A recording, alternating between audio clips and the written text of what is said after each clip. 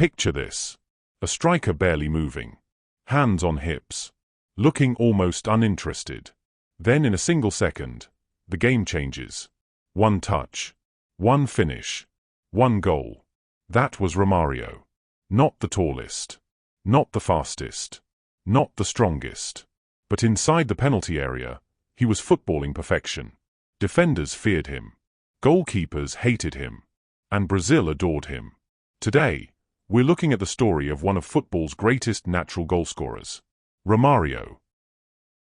Born in the tough streets of Rio de Janeiro in 1966, Romario grew up playing football anywhere he could.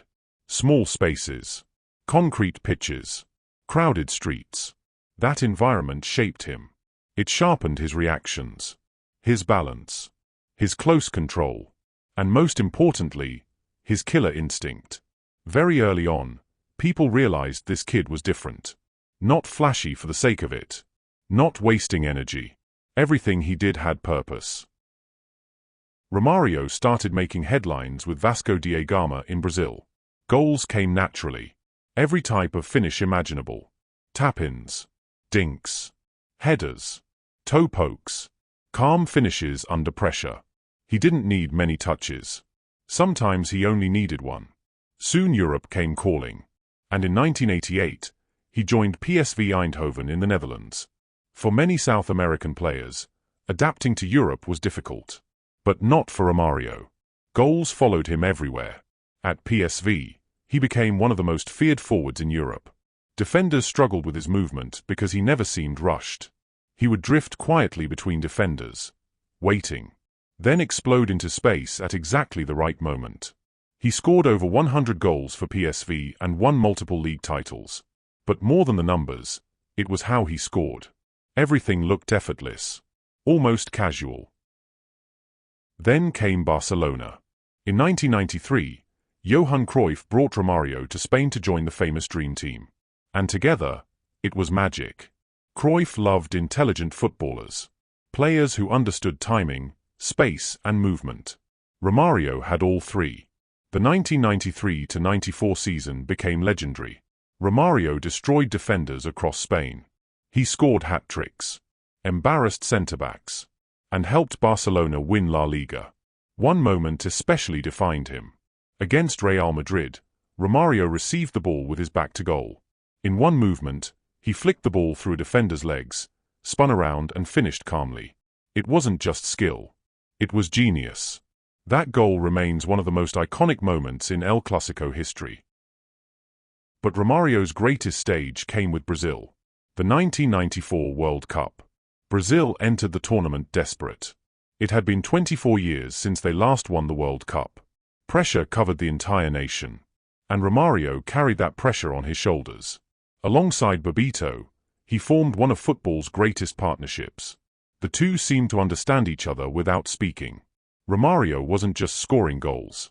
He was controlling matches with intelligence. His positioning was unbelievable. He always seemed to appear exactly where the ball would land. Against Sweden in the semi-final, Brazil struggled to break through. Then Romario rose between defenders and powered home a header. One goal. One moment. Brazil were in the final. In the final against Italy, the match ended 0-0. Tension everywhere.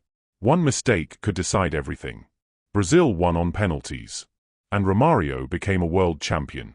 He finished the tournament as one of its greatest players and won the FIFA World Player of the Year. For many fans, that World Cup confirmed what they already believed. Romario was one of the deadliest strikers the game had ever seen. What made him so special wasn't just technique. It was football intelligence. Romario understood space better than almost anyone. He knew when defenders switched off. He knew where rebounds would fall. He knew exactly when to move. Some strikers run endlessly. Romario didn't need to. His brain did the running for him. Inside the box, he was always 2 steps ahead. And his confidence? Unmatched. Romario once claimed he scored over 1,000 goals in his career.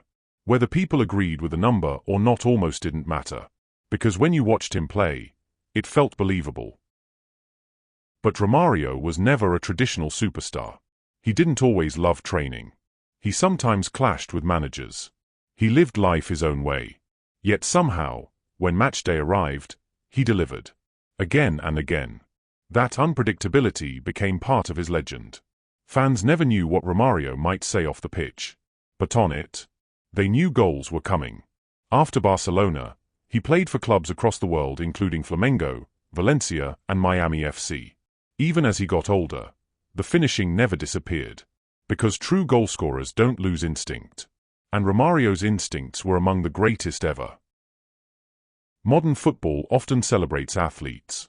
Players who cover huge distances. Who sprint endlessly. Who dominate physically.